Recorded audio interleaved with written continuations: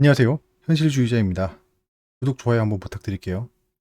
지금 코스피는 어떤가요? 여러분 시장이 좀 어떤가요? 여러분들이 생각하시기에 한번 속으로 대답해 보시길 바랍니다. 지금 시장은 어떤가요? 꽤나 안정적으로 변했죠. 주가 위치는 낮아져 있지만 시장은 굉장히 안정적으로 느껴진다. 왜냐하면 급격한 하락 추세가 끝났고, 끝났죠. 그 다음에 역헤드앤 숄더를 그리고 있다. 이거는 몇 번 말씀드린 거니까, 올라가고 있죠. 그 예상했던 지점에서 조정을 보이고 있습니다. 여기서 기로가 발생하겠죠. 여기서 갭 상승을 하느냐, 아니면 여기서 슬라이틀리 약간의 조정을 보이느냐.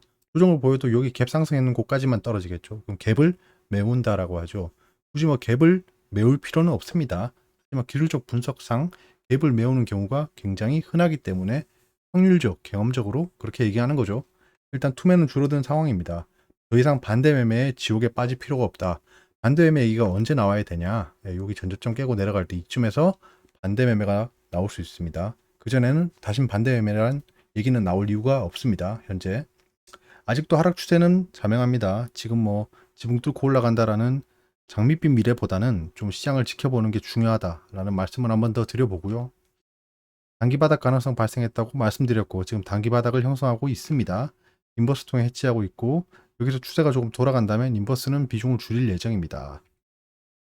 자, 지금 미국 FOMC에 인상폭 결정이 예정되어 있습니다. 지금 3시죠. 3시에 결정됩니다. 아직 시간이 남았고 시장은 이제 0.70 포인트로 올릴 거라고 예상하고 있습니다. 딱 그 정도만 올라가면 이제 예측권에 있는 겁니다. 예측권에. 아, 연말까지 3.5%까지 올리겠구나. 그러면 매월 이렇게 올리겠고 자이언트 스텝 이상의 움직임은 없을 것이다. 라는 시장의 예측권이 들어오기 시작하는 겁니다. 그러면 시장은 참 교묘하게도 안정적으로 변하게 됩니다. 요건 한번 지켜보시면 제가 드리는 말씀이 무엇인지 이해가 될 겁니다. 시장의 악재는 무엇인가 라고 하면 이거 예전에 제가 말씀드렸던 거죠. 금리 인상, 인플레이션 우려, 지정학적 리스크. 제가 이거를 몇 달 전에 말씀드렸죠. 자, 그러면 이걸 다시 한번 보겠습니다. 이게 시장을 계속 짓누르던 악재라는 겁니다. 그럼 이 악재가 어떻게 되느냐를 진단해 보면 현재 시장이 어떻게 되겠구나를 예측해 볼 수 있겠죠. 자, 금리 인상 어떤가요? 빅스텝, 자이언트 스텝 그냥 아주 골고루 발생하고 있습니다. 그러니까 우려했던 것들이 눈앞에 펼쳐지고 있는 거예요. 인플레이션 우려. 지금 소비자 물가가 약간은 상승세가 주춤하고 있죠. 인플레이션 우려도 조금 사그러들고 있다. 지정학적 리스크, 러시아, 우크라이나 이제 뉴스에서 보이나요? 거의 안 보이죠? 중국 봉쇄, 뭐 코로나 봉쇄 옛날에 끝났죠. 자, 지금 보면 다시 한번 돌아서 보니까 시장의 악재라고 얘기했던 것들이 사라지고 있다라는 겁니다. 사라지고 있다. 어디 갔는지 모르겠지만 사라져 버렸다. 그럼 더 이상 악재가 없다는 거죠. 야, 시장이 참 얄밉지 않나요? 이럴 때는 얄미워집니다. 세상이 망할 것처럼 떨어지더니, 진짜 세상이 망할 것처럼 떨어지더니 눈앞에 악재가 나오고 있는데도 모르는 걸 보면 참 얄밉죠. 왜냐? 자이언트 스텝이 그렇게 겁난다고 했잖아요. 빅 스텝도 아니고 자이언트 스텝이래 무려 0.70포인트를 올린대 라는 건데요. 지금 현재 FOMC 발표가 있기 직전 나스닥, S&P 500은 참 높은 그 수치로 상승하고 있습니다. 곧 자이언트 스텝이 발생하면 이거 겁나서 다 도망가야 되는 거 아닌가? 드디어 악재가 눈앞에 펼쳐지고 있어 라는 건데 그렇죠. 미국이 이제 전략 비축유, 원유에 대한 얘기입니다. 2천만 배럴을 추가 방출한답니다. 미국이 유가 안정을 위해 방출을 결정했대요. 미국은 유가가 안정되면 별로 이득은 없습니다. 생각해보면. 왜냐하면 미국도 제1의 산유국이거든요. 산유국. 참 애매하죠. 바이든 취임 후에 5번째 추가 방출분입니다. 9월에서 10월에 시장이 풀릴 예정. 자, 이렇게 되면 어찌되었건 저찌되었건 유가는 안정될 수밖에 없습니다. SK하이닉스가 역대급 실적을 달성했답니다. 하반기는 불투명하다라는 건데요. D램 가격 소폭 하락했지만 판매량이 늘어서 실적이 호조다. 하반기 경기 침체가 심각하다. 이거는 뭐 예상되는 거예요. 메모리 수요 조정이 불가피하다라는 건데요. 하반기에는 실적이 별로 안 좋아질 겁니다. 하반기에 실적이 별로 안 좋아질 거다. 그거를 지금 주가에 반영하고 있는 거죠. 왜? 주가는 경기를 선행하니까요. 하반기에 주가가 안 좋을 거라는 걸 지금 주가로 보여주고 있는 겁니다. 하반기가 되면 무슨 뉴스가 뜰까요? 경기 침체 망했다. 어우, 뭐 죽을 것 같아. 죽을 맛이야. 이럴 건데 그때 어느 한켠에서는 이런 뉴스가 나올 겁니다. 경기 침체 그 깊은 터널의 끝이 보인다. 뭐 이런 얘기가 나올 거예요. 그때부터는 또 주가가 어떻게 된다? 예, 선반영이죠. 꼭 악재만 선반영하는 게 아니에요. 미래에 좋은 일이 발생할 것 같으면 상승을 합니다. 얼마 전까지 주가가 고공행진했던 이유는 뭘까요? 지금의 최대 실적을 예상했던 거죠. 그래서 6개월 전이 최고가였던 겁니다. 정부가 바이오헬스 산업 육성을 위해서 5천억 펀드를 조성한답니다.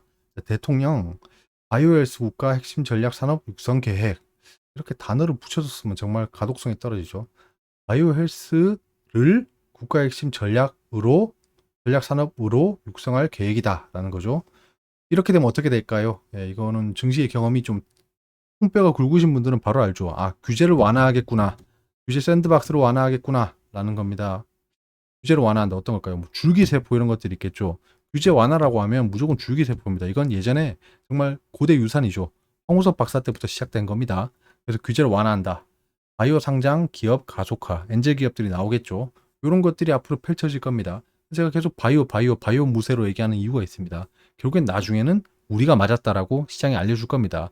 너네 바이오가 좋을 거라고 했는데 과연 시장은 그렇게 움직였구나 라고 나중에 땅바닥을 치면서 후회하는 사람들이 있겠죠. 결국 이게 제가 포인트를 짚었던 겁니다. 정책 관련 섹터랑도 엮여버린 거죠. 바이오는 정책 주도주가 되는 겁니다. 이렇게 되면. 국내 주식시장의 거래 절벽이 발생했답니다. 회전율도 급락했다.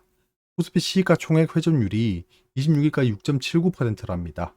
20년 1월 그때 완전 죽을동 살동할 때죠. 그때 8.69 가장 최저였습니다. 그 뒤에 급락이 보였죠. 그 뒤에는 계속 역대 최고의 거래 대금이 벌어지고 있었습니다. 지금 그러면 시장에 대한 관심이 떨어졌다는 거겠죠. 투자자가 떠나고 있다. 거의 다 떠났다라는 겁니다. 거래 절벽이 발생했다는 건 이제 들어올 일밖에 없다는 거죠. 다 떠났으니까 이제 증시에 대한 관심이 떨어졌고 증시에 대한 관심이 올라갈 만한 이슈가 발생하면 다시 들어온다는 겁니다. 그러니까 지금은 바닥은 잘 모르겠지만 바닥권임에는 틀림없다라는 겁니다. 여기서 떨어져 봐야 만약에 떨어지면 진짜 급격하게 떨어질 겁니다. 급격하게 떨어졌다가 바로 복구할 거예요. 그러니까 지금은 바닥권이 맞다. 최바닥은 아니지만 바닥권은 맞다라는 거는 확실하게 말씀드려 볼 수 있을 것 같습니다. 한 가지 썰을 풀어보겠습니다. 이거는 마이크로소프트랑 구글에 대한 얘기인데요. 지금 이제 소확개미라고 하면서 미국 시장에 관심 많으시죠. 마이크로소프트, 구글은 미국을 이끌어가는 정말 초대기업 중에 대기업입니다. 근데 이번에 실적이 발표됐죠. 뭐 실적, 쟤들이 내세우는 클라우드, 그다음에 구글은 광고죠. 부문이 상승했어요. 네, 성장했습니다. 하지만 예측했던 실적 컨센서스에는 미흡하다라는 겁니다. 하지만 성장세는 여전한 거죠. 계속 성장하고 있는 거예요. 클라우드는 계속 성장하겠죠. 왜냐하면 데이터는 날이 갈수록 질이 좋아지고 양도 많아지겠죠. 그럼 저장해야 될 클라우드 공간은 점점 늘어날 수밖에 없습니다. 근데 얘들이 왜 실적이 안 좋아졌냐 하면 달러화가 강세인 거예요. 얘들은 달러화가 강세이기 때문에 외화를 벌어도 달러로 바꾸면 손해인 겁니다. 이게 우리 지금 원화 약세랑 똑같은 거죠. 원화가 약세면 아씨 우리 화폐가 약해졌네 라고 생각할 수 있지만 수출하는 기업은 원화가 약세라는 건 1달러당 받을 수 있는 우리 돈으로 달러를 바꿀 때 1달러를 바꾸려면 돈을 더 줘야 된다는 겁니다. 돈을 더 줘야 된다. 근데 그 반대로 하면 달러를 원화로 바꾸면 돈을 더 받는 거겠죠. 네, 그래서 수출 기업한테 좋은 겁니다. 똑같이 100달러로 팔고 있어요. 거기다 인플레이션 때문에 120달러로 팔겠죠. 무언가를. 그럼 그걸 원화로 바꿨을 때 가치를 더 쳐준다는 겁니다. 왜냐하면 원화가 약세기 때문에. 요거 순식간에 와닿지 않을 수 있지만 생각해보면 되게 간단한 거예요. 왜냐하면 원화가 강세라고 하면 1,000원입니다. 1,000원. 1달러당 1,000원을 받는 거예요. 자, 그러면 외국에서 100달러를 벌면 원화로 얼마죠? 10만 원이죠. 10만 원이잖아요. 자, 근데 원달러가 약세예요. 그러면 1달러에 1,300원인 겁니다. 그러면 밖에서 100달러에 팔면 얼마죠? 13만 원입니다. 그냥 원달러가 약세를 보였을 뿐인데 제 수익은 3만 원이 는 거예요. 똑같은 제품을 팔았는데. 그래서 수출 기업들은 수출 실적이 좋아진다는 겁니다. 자, 그러면 지금 달러와 강세로 인해서 수익이 악화됐다고 합니다. 그래서 실적 컨센서스에 미흡한 거예요. 그럼 시간이 지나면 어떻게 될까요? 달러가 약세되겠죠. 그러면 얘들은 어떻게 되겠죠? 실적이 떨어질 겁니다. 주가는 경기에 선행하는 거죠. 지금 알파벳, 마이크로소프트 주가가 어떻죠? 굉장히 조정을 크게 보이고 있습니다. 자, 그러면 달러가 약세가 된다면 당연히 되겠죠. 달러가 계속 강세일 수 있겠습니까? 많은 달러화가 약세가 되면 실적은 굉장히 또 실적이 나빠질 거니까 그때는 주가가 올라가고 있을 겁니다. 왜냐하면 주가는 경기를 선행하기 때문이죠. 자, 삼성전자 흐름을 보겠습니다. 대체 삼성전자의 바닥이 언젠가요? 라는 얘기가 굉장히 많습니다. 자, 그러면 볼 수밖에 없죠. 주가의 흐름은 계속 하락세입니다. 하락세. 자, 하락세죠. 쭉 하락하고 있습니다.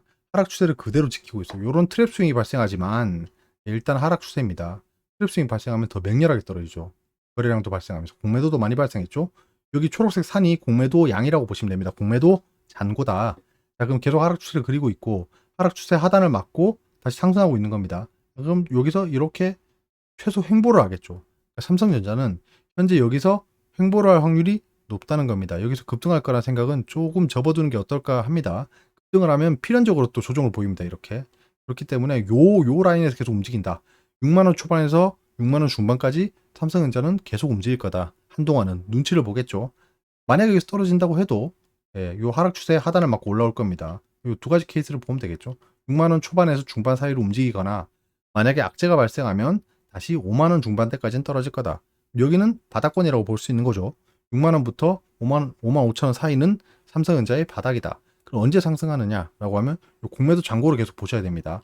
공매도 잔고는 지속적으로 모니터링 하겠습니다. 상승을 하면 어떻게 되죠? 공매도 잔고가 떨어진다. 현재는 그렇습니다. 현재는 공매도 메커니즘이 좀 바뀌었어요. 제가 예전에 정말 2, 3년 전에 설명드렸을 때는 사람들이 이해를 했을 겁니다. 아, 주가가 상승할 때 공매도가 쌓이는구나 라는 걸 이해하셨는데 지금은 그게 작동하지 않습니다. 왜냐하면 공매도 금지한 이후에 공매도 메커니즘이 좀 바뀌었습니다. 계속 지켜보면서 제가 또 이론을 정리해서 말씀드리겠습니다. 지금 제가 예전에 말씀드렸던 공매도 이론은 통하지 않습니다. 현재 한국전력입니다. 한국전력 말도 많고 탈도 많죠. 예. 지금 계속 한국전력이 손해를 보고 있었습니다. 손해를 보고 있었는데 전기세를 이제 인상한다고 하죠. 왜냐하면 지난 정부에서 전기세 인상을 안 하고 계속 억눌렀잖아요. 지금 더 이상 못합니다. 예. 유가도 연동되어 있고 하니까. 자, 그러면 지금 단기적으로 하락 추세죠. 하락 추세다. 예. 딱 그으니까 보이죠. 예. 이게 확실히 가르마를 태워야 됩니다. 자, 이렇게 하락 추세였다. 하락 추세였는데 지금 어떻죠? 하락 추세가 해지고 있다는 겁니다. 이게 무슨 스윙이죠? 다 아시죠? 이제 페일러 스윙입니다. 페일러 스윙이 발생하고 있다. 예, 그러면 이제 이게 바닥을 형성했습니다. 21,000원이 바닥이에요. 제가 예전에 한국전력 바닥이라는 영상을 찍었을 때가 16,000원대였습니다. 16,000원, 17,000원 왔다 갔다 할 때죠.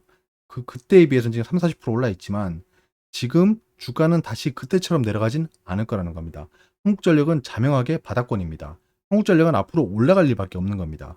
예, 지금 현재 페일러 스윙이 강해지고 있기 때문에 여기서는 횡보 후에 좀 급등하는 흐름이 나올 수 있다고 보여집니다.